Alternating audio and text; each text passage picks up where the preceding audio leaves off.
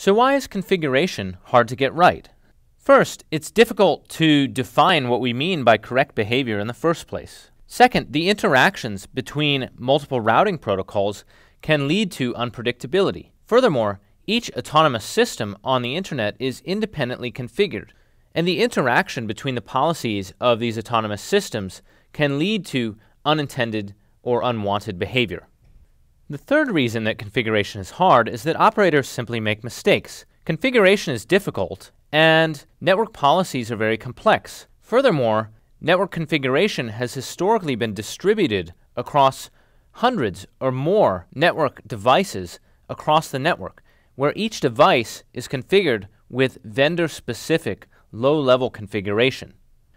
We'll see in the first part of this course how software-defined networking, or SDN, changes this by centralizing the network's configuration in a logically centralized controller.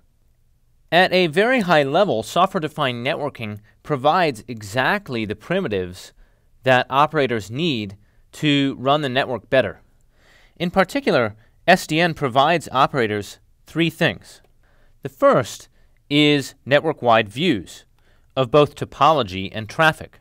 The second is the ability to satisfy network-level objectives, such as those that we talked about before, including load balance, security, and other high-level goals. The third thing that software-defined networking provides that network operators need is direct control. In particular, rather than requiring network operators to configure each device individually with indirect configuration, SDN allows an operator to write a control program that directly affects the data plane. So rather than having to configure each device individually and guess or infer what might happen, software-defined networking allows a network operator to express network-level objectives and direct control from a logically centralized controller.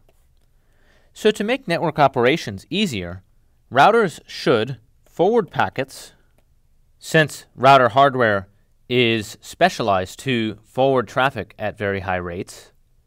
They should collect measurements such as traffic statistics and topology information. But on the other hand, there's no reason that a router should have to compute routes.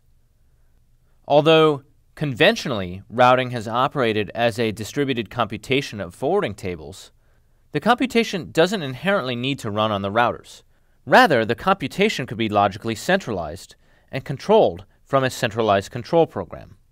This logical centralization is the fundamental tenet of SDN.